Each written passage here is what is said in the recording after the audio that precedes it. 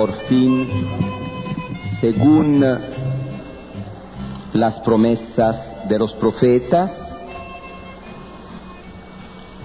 Dios envía al Salvador.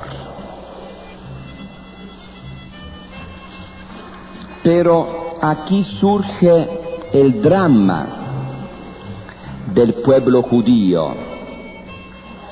Estaba esperando al Mesías, llega el Mesías y no lo aceptan. Evangelio según San Juan, capítulo 1, versículo 11. Vino a su propia casa y los suyos no lo aceptaron. Un drama, no decimos una tragedia, porque el drama tiene una solución positiva. La tragedia es pagana, no tiene solución positiva. Aquí es un drama. El pueblo de Israel espera al Mesías, espera al Salvador. Llega, no lo acepta. ¿Por qué? Porque el pueblo de Israel está esperando a un Mesías tipo Moisés. Un Mesías que vaya a liberar al pueblo de Israel antes que nada de la opresión de los romanos. Un Mesías de tipo político-militar.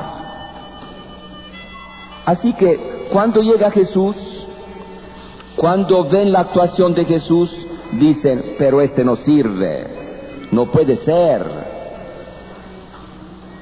¿Recordarán ustedes, después de la multiplicación de los panes, en Juan capítulo 6, versículo 15, el pueblo lo quiere nombrar rey. Todos piensan que Jesús va a solucionar los problemas del pueblo, la comida. Jesús hace milagros, da de comer a todos. Y Jesús huye. Después también, al final, recordarán ustedes, cuando Jesús entra triunfalmente en Jerusalén, todo el pueblo lo aclama rey. Bendito el que viene en nombre del Señor, Hosanna al hijo de David. Precisamente el pueblo vislumbra en Jesús al Mesías. Este es, que de una vez se proclame rey para poder atacar a los romanos y sacarlos a patada. Recordando los prodigios que Dios había hecho en Egipto, Dios podía otra vez repetir estas maravillas, estos prodigios. ¿Y qué pasa? Que Jesús se escabulle. Los mismos apóstoles siguieron a Jesús con la misma idea, convencidos de que Jesús era el Mesías. Pero decían, bueno, si ahora no se proclama rey, se va a proclamar después. Si no es en este momento, será después. Pero nosotros confiamos en Él. Él viene de Dios. Se ve claramente que viene de Dios. Pero Él habla de amor. Él no quiere que se tomen las armas. Bueno, decían los apóstoles, bueno, después veremos. Pero la idea estaba bien clara en la cabeza de los mismos apóstoles. ¿Recordarán ustedes un pleito que se suscitó entre los apóstoles cuando la mamá de Juan y Santiago, hijos de Zebedeo,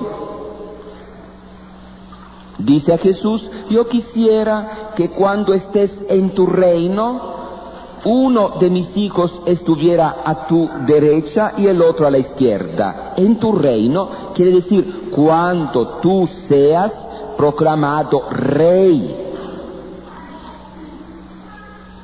Y los demás apóstoles se dan cuenta y se ponen furiosos, especialmente Pedro. Dice, bueno, ¿qué pasó? ¿Que no conoce la disciplina? ¿No sabes que soy yo el jefe? Yo voy a ser el mero mero. Nada de que yo a la derecha, izquierda. ¿Cómo derecha, izquierda? Porque estar a la derecha quiere decir, en pocas palabras, como se dice aquí, secretario del Departamento de Estado. El otro, secretario de Hacienda. Agarrar lo mejor. El mismo Judas esperaba con ansias que Jesús fuera proclamado rey. Era un experto Judas, un experto en finanzas.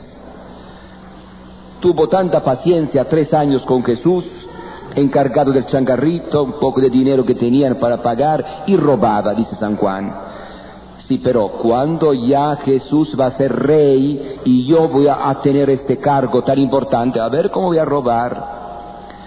Pero cuando llega el Domingo de Ramos y Jesús definitivamente da a entender que no quiere ser rey, mi reino no es de este mundo.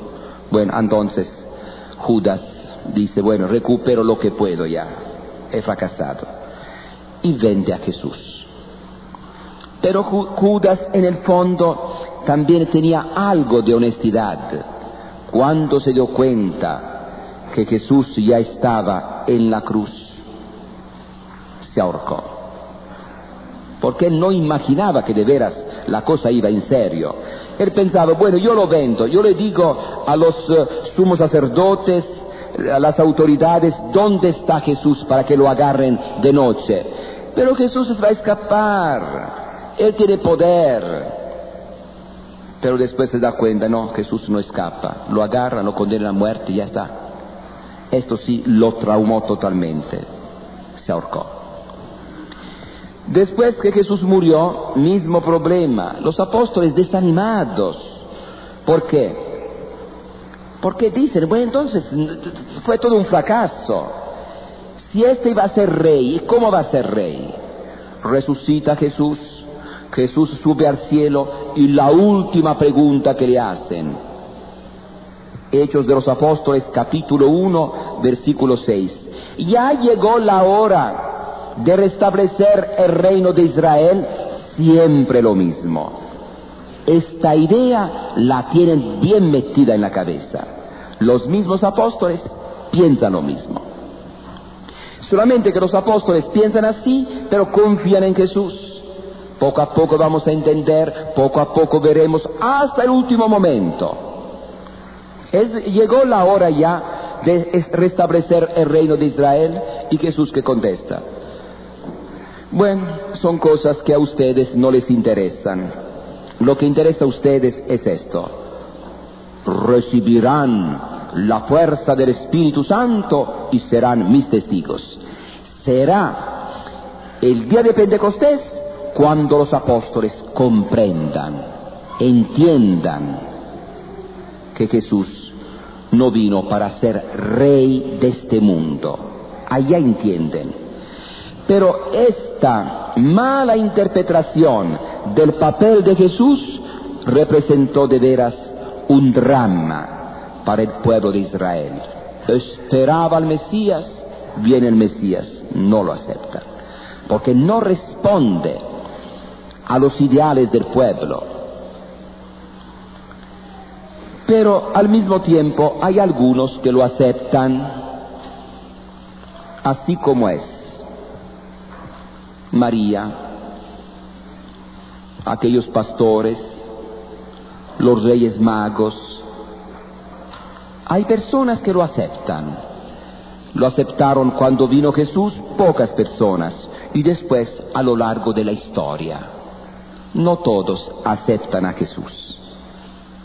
Si ahora tantos se llaman católicos, cristianos, es que de veras no entienden quién es Jesús. Es que toman la religión como un hecho social.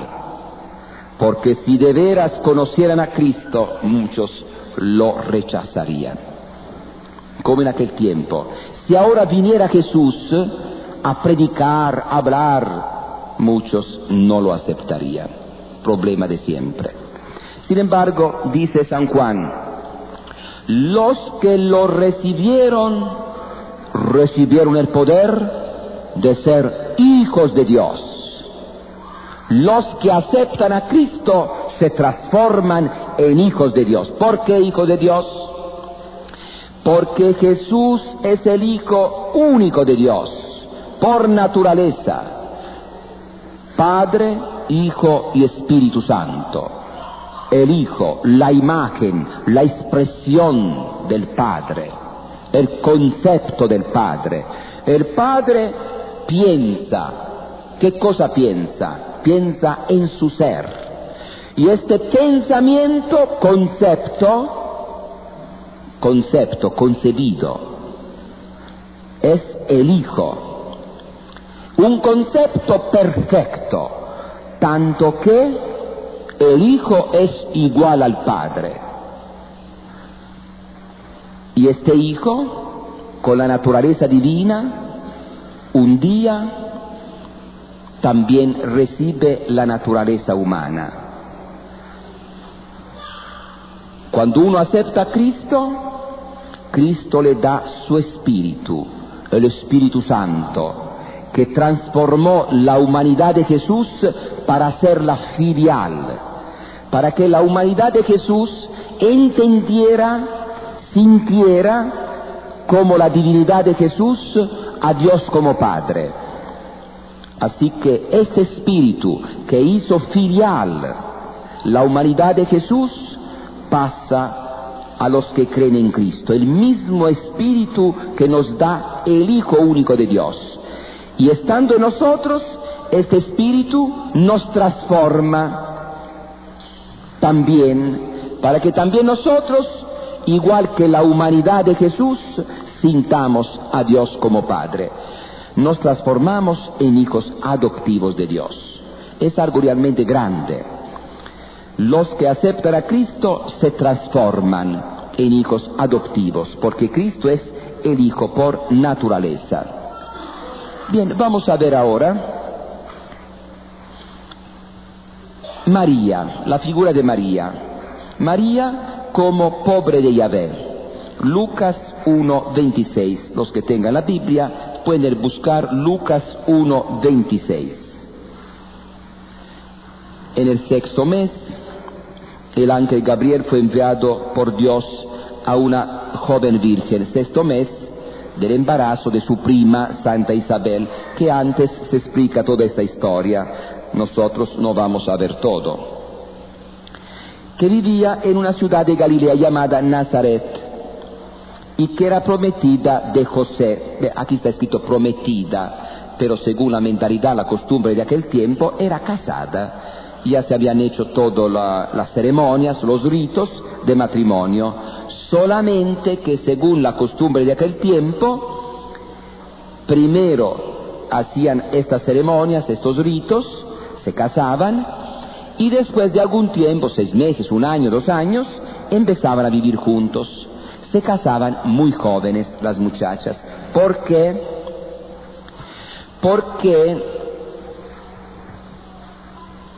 cuando un hombre se aprovechaba de una mujer casada, había problemas legales muy fuertes.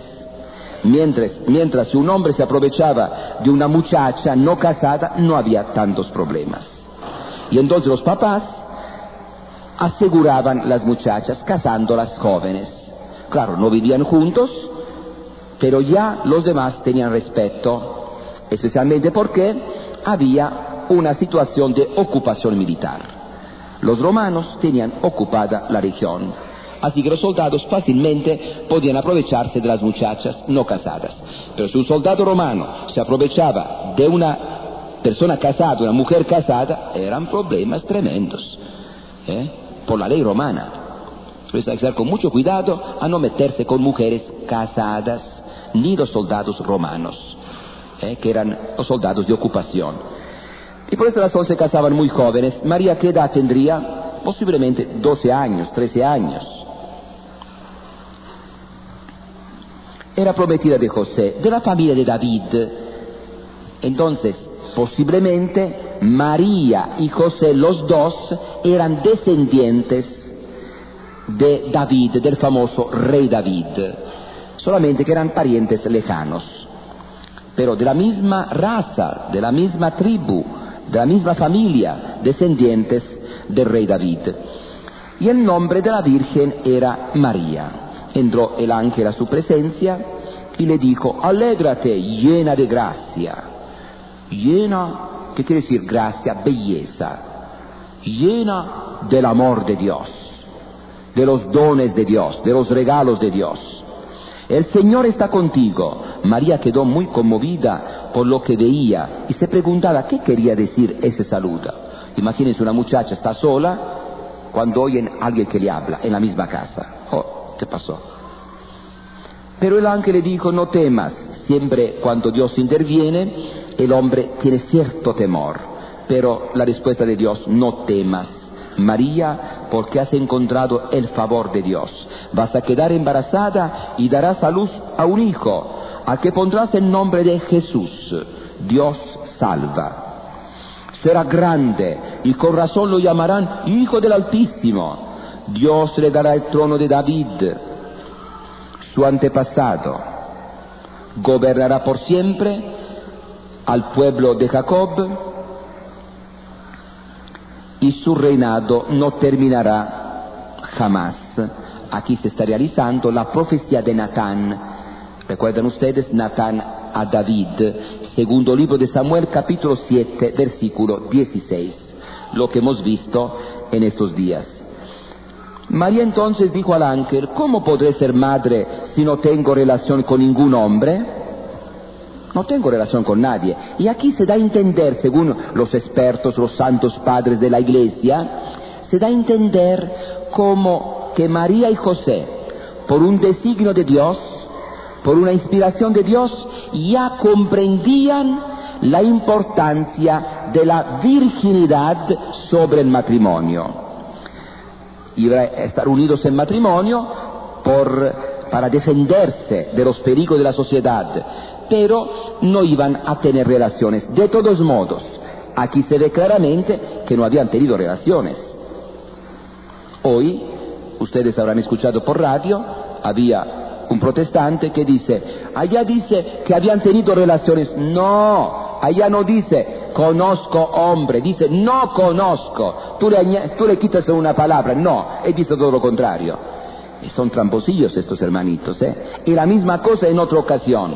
Tuvimos un diálogo público y salió la misma cosa. La Biblia dice que María conoció a José, José conoció a María. ¿Ma dónde estás buscando estas babosadas? Mas si no están. Aquí dice no, y tú le quitas el no y dices todo lo contrario.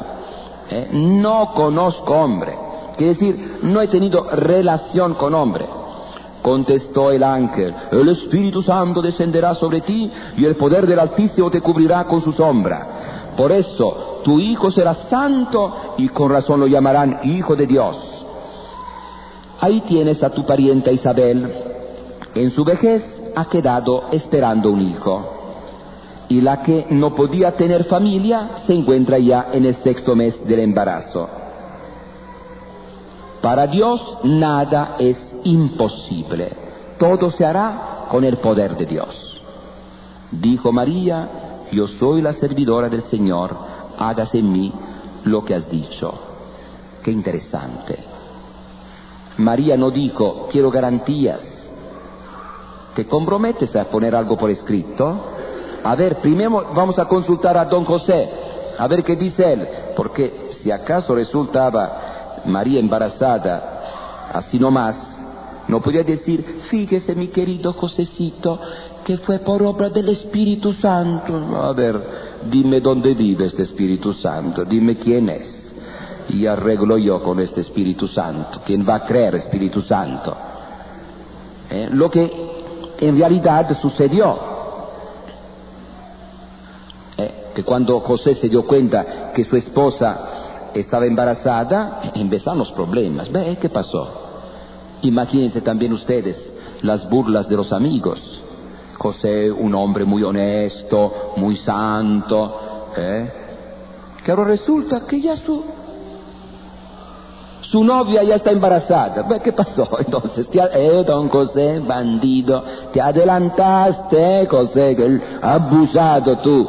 abusado. Y si él hubiera dicho, no fui yo, peor todavía. Entonces, ¿qué pasó? Y tú como bobo, mirando, ¿qué estás mirando?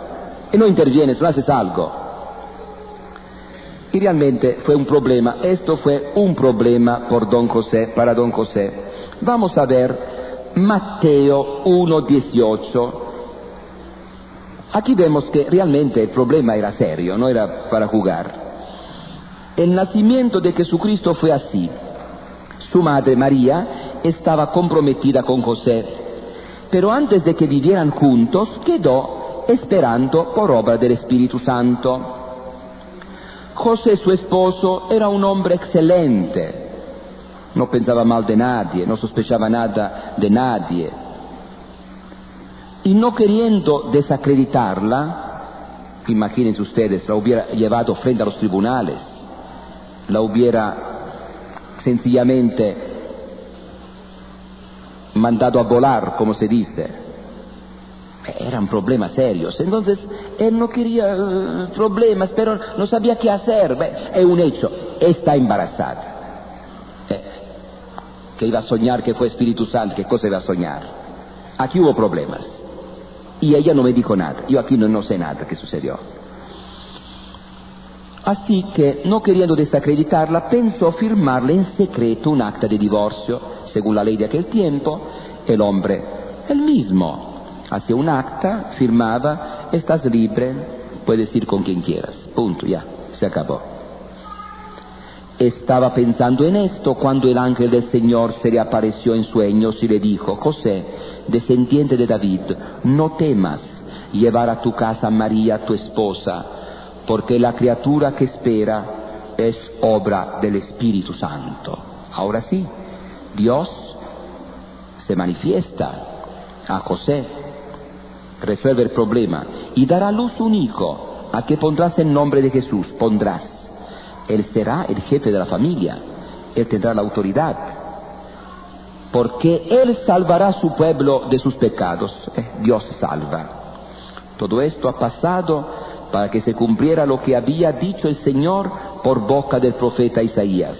Sepan que una virgen concebirá y dará a luz un hijo, y los hombres lo llamarán Emmanuel, que significa Dios con nosotros. El mismo nombre quiere decir la característica de este niño. Con esto, al despertarse, José hizo lo que el ángel del Señor le había ordenado y recibió en su casa a su esposa. Empezaron a vivir bajo el mismo techo. Versículo 25 es el versículo que mencionan las sectas. Y sin que tuvieran relaciones, dio a luz un hijo, a que José puso el nombre de Jesús. Pero ellos naturalmente le dan otra interpretación. Dice, y no hubo relación entre los dos hasta que nació Jesús, porque realmente en latín es donec, hasta que. Pero este hasta que, ¿qué quiere decir? Que Jesús nació por obra del Espíritu Santo. Ellos dicen, bueno, dice hasta que nació Jesús, quiere decir que después hubo relaciones. No. Aquí el tema no es la virginidad de María, el tema es el nacimiento de Jesús. Entonces, hasta que nació Jesús, no hubo relaciones. Jesús nació por obra del Espíritu Santo. Esto es lo que dice. Bien, esta es la mentalidad de las sectas, andar buscando alguna frase, algo para ver dónde atacan. Vamos a ver ahora el nacimiento de Jesús, Lucas capítulo 2. Naturalmente, esta parte de la Biblia ustedes la habrán escuchado muchas veces. Bien, antes del nacimiento de Jesús, vamos a ver la visita de María a su prima Isabel. Aquí vemos capítulo 1 de Lucas, versículo 39. Aquí vemos a María como la primera misionera. Tiene a Jesús dentro de su seno y rápido se mueve para llevar a Jesús. Y la presencia de Jesús se manifiesta. Vamos a ver. Lucas 1:39. Por esos días María partió apresuradamente a una ciudad ubicada en los cerros de Judá. Entró a la casa de Zacarías y saludó a Isabel. Al oír Isabel su saludo, el niño dio saltos en su vientre. ¿Visto? La presencia de Jesús se manifiesta. Cuando decimos dar testimonio, es un testimonio que se nota. Isabel se llenó del Espíritu Santo y exclamó en alta voz: bendita eres entre todas las mujeres y bendito el fruto de tu vientre. También Isabel entiende lo que ha pasado a María. ¿Cómo he merecido yo que venga a mí la madre de mi Señor? La madre de mi Señor, venga a verme. Apenas llegó tu saludo a mis oídos, el niño saltó de alegría en mis entrañas. Y aquí viene una frase importantísima, un versículo que hay que recordar de memoria. Dichosa tú por haber creído que de cualquier manera se cumplirán las promesas del Señor. Dichosa tú porque has creído en lo que Dios te ha dicho, que se va a cumplir. También nosotros, si creyéramos en las promesas que encontramos en la Biblia, las promesas del Señor, nuestra vida no sería la misma. María dijo entonces: celebra todo mi ser la grandeza del Señor, y mi espíritu se alegra en el Dios que me salva, porque quiso mirar la condición humilde de su esclava. En adelante todos los hombres dirán que soy feliz. Ma interesante, esta es Biblia. Y casualmente, solamente nosotros católicos consideramos a María feliz, la proclamamos feliz. Y estos que se consideran estudiantes de la Biblia, expertos de la Biblia, que andan siempre con la Biblia en los labios, desprecian a María. ¡Qué cosa tremenda! María tan grande y esos hermanos odio, desprecio. Una señal que tenemos para decir que estos hermanos andan muy mal, andan fuera del camino. Capítulo 2. Jesús nace en Belén. En esos días el emperador dictó una ley que ordenaba hacer un censo en todo el imperio. Un censo para saber cuánta gente había en el imperio. Este primer censo se hizo cuando Quirino era gobernador de la Siria. Todos iban a inscribirse a sus respectivas ciudades. Cada quien iba a inscribirse a la ciudad de donde venían sus antepasados. Así que José y María, descendientes del rey David, tenían que ir a Belén, donde había nacido David, hijo de Jesé. También José, como era descendiente de David, salió de la ciudad de Nazaret de Galilea y subió a Judea, a la ciudad de David, llamada Belén, para inscribirse con María, su esposa, que estaba embarazada. Seguramente era un tiempo de frío, más que de frío, tiempo de invierno, porque era el tiempo en que el Imperio Romano acostumbraba a hacer estos trabajos, ya que había poco trabajo. Mes de noviembre, diciembre, enero, febrero, estos eran los meses cuando se hacían este tipo de actividad, porque la gente podía desplazarse, no había mucho trabajo. Cuando estaban en Belén, le llegó el día en que debía tener su hijo, y dio a luz a su primogénito, primer nacido. El primero que nace se llama primogénito. Y las sectas, visto primogénito, entonces tuvo otros hijos. No, porque el primer hijo que nacía tenía que ser rescatado, tenía que hacerse algunos ritos poco tiempo después. Primogénito igual primer nacido. Lo envolvió en pañales y lo acostó en una pesebrera, porque no había lugar para ellos en la sala común. Naturalmente porque eran pobres, posiblemente, según los estudiosos, había un cometa especial, había muchos estudiosos en aquella región y por eso no había lugar. Además, sabemos, esta es la vida de siempre, la historia de siempre. Para los pobres no hay lugar. Esto siempre. Si hubiera llegado allá un reucho, hubiera llegado un caciquillo, claro que había lugar, agarrar patadas los que estaban dentro, salgan fuera, salgan, vámonos. Pero José y María son pobres, entonces no hay lugar. En la región había pastores que vivían en el campo y que por la noche se turnaban para cuidar sus rebaños. El ángel del Señor se les apareció y los rodeó de claridad la gloria del Señor, y fueron presa de temor. Pero el ángel le dijo: no teman. Siempre cuando hay una manifestación de Dios hay cierto temor, cierta inquietud. No teman, porque yo vengo a comunicarles una buena nueva, evangelio, buena noticia. Recordarán ustedes que después del pecado original, el temor, el miedo, tuve miedo, dice Adán, tuve miedo, oí tu voz y tuve miedo, el miedo después del pecado. Ahora llega Jesús, el Salvador, y aparece esta nueva palabra, evangelio, una buena noticia, que será motivo de mucha alegría. Otra palabra, alegría. La buena nueva trae alegría para todo el pueblo. Claro, para todo el pueblo que busca a Dios, para el pueblo de los pobres de Yahvé, porque esta noticia será mala noticia para el rey Herodes, para los tramposillos, para los explotadores, para los bandidos. Ojalá que fuera buena noticia para nosotros.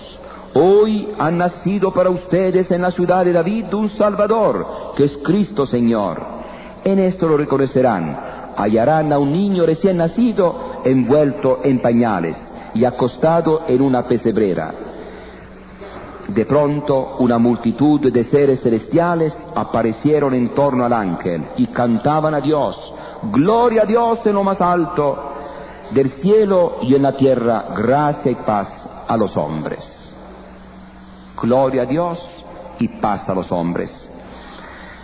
Paz, donde hay amor de Dios, hay paz. Sin Dios no hay paz. Viene Jesús, viene la base, la condición para que haya paz. Después que los ángeles los dejaron para volver al cielo, los pastores se dijeron unos a otros: vamos pues hasta Belén y veamos lo que ha sucedido y que el Señor nos dio a conocer. Fueron apresuradamente y hallaron a María y José y vieron al recién nacido acostado en la pesebrera.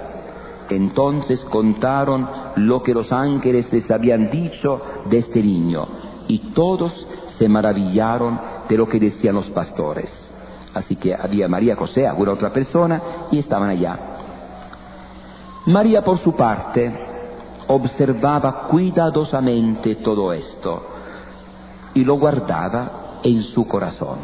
Aquí vemos la actitud de María: silencio, meditación, observa y medita. María no se distrae en tantas cosas inútiles.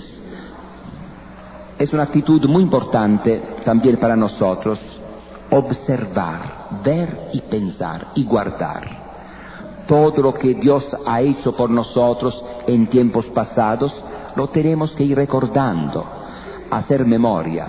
Todo lo que Dios ha hecho por nuestro pueblo, por nuestra tierra, tenemos que ir recordando. No tener la actitud de las sectas, fanatismo, donde se rechaza todo, como si todo fuera pecado, todo fuera malo. No. Dios empezó a actuar con nosotros, con nuestro pueblo, no desde ayer, no desde hoy, desde antes. Hay que tener memoria histórica, hay que recordar, almacenar. La mente como computer tiene que recordar. Después los pastores se fueron glorificando y alabando a Dios, porque todo lo que habían visto y oído era tal como se lo habían anunciado. Y después, versículo 21, al octavo día circuncidaron al niño según la ley. Esto no se hacía en el templo, en la casa se hacía. Una pequeña operación al órgano reproductivo masculino. Y con esto, el niño quedaba como miembro del pueblo de Israel. Entraba a formar parte del pueblo de Israel. Y le pusieron el nombre de Jesús, nombre que había indicado el ángel antes de que su madre quedara embarazada. Versículo 22. Asimismo, cuando llegó el día en que, de acuerdo a la ley de Moisés, debían cumplirse el rito de la purificación de la madre, durante algún tiempo la madre tenía que estar aislada en la casa y después ya hacían ciertos ritos de purificación según la ley antigua, la ley de Moisés. Así que Jesús vivió la ley de Moisés, la ley del Antiguo Testamento. La nueva ley se establece con la muerte de Jesús en la cruz. Llevaron al niño a Jerusalén, allí lo consagraron al Señor, tal como está escrito en la ley. Todo varón primogénito será consagrado al Señor. Así que no había que esperar 10 años, 5 años, para ver si nacían otros hijos. No, el primer hijo que nacía había que presentarlo al templo y hacer un sacrificio para rescatarlo. Además ofrecieron el sacrificio que ordenaba la ley, una pareja de tórtolas o 2 pichones. Y aquí vemos un hecho muy importante: estos hombres, otros pobres de Yahvé, que esperan al Mesías. Había en Jerusalén un hombre llamado Simeón, que era muy bueno y piadoso, y el Espíritu Santo estaba en él. Esperaba los tiempos en que Dios atendiera a Israel, y sabía, por una revelación del Espíritu Santo, que no moriría antes de haber visto al Cristo del Señor, al ungido del Señor de Dios. El Señor, Adonai, en el Antiguo Testamento era Dios. Vino pues al templo inspirado por el Espíritu cuando sus padres traían al niñito para cumplir con él los mandatos de la ley. Simeón lo tomó en brazos y bendijo a Dios con estas palabras: Señor, ahora ya puedes dejar que tu servidor muera en paz, como le has dicho, porque mis ojos han visto a tu Salvador, que tú preparaste para presentarlo a todas las naciones, luz para alumbrar a todos los pueblos y gloria de tu pueblo Israel. Aquí vemos a un anciano que tiene una meta en la vida: ver al Mesías. Un soñador, un hombre que confía en Dios, y Dios se le revela. ¿Cómo no?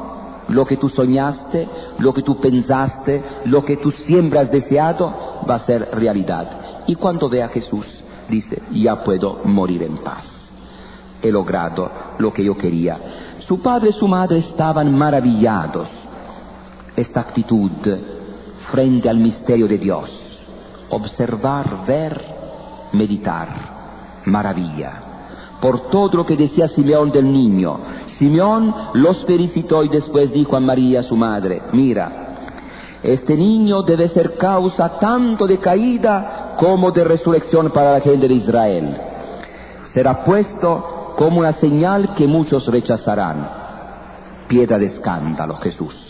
Muchos que buscan la verdad, en Jesús encontrarán la verdad, aceptarán a Jesús. Los que están en contra de la verdad se van a estrellar contra Jesús. Será puesto como una señal que muchos rechazarán, y a ti misma una espada que atravesará el alma. Pero en esto los hombres mostrarán claramente lo que sienten en sus corazones. La figura de María con una espada que está traspasando su corazón.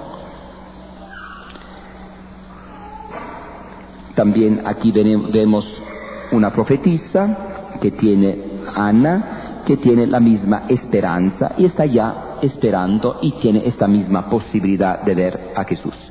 Después vemos cómo tienen que escapar a Egipto, después otra vez regresan a Nazaret y allá vive Jesús. Capítulo 2, versículo 39, 52. 52. Mientras tanto Jesús crecía en sabiduría, en edad y en gracia, tanto para Dios como para los hombres. 51. Volvió con ellos a Nazaret, donde vivió obedeciéndoles. Aquí está. ¿Dónde estuvo Jesús antes que empezar la vida pública? En Nazaret. Muchos quieren desprestigiar a Jesús. Estuvo en la India, estuvo en Egipto. No, estuvo en Nazaret.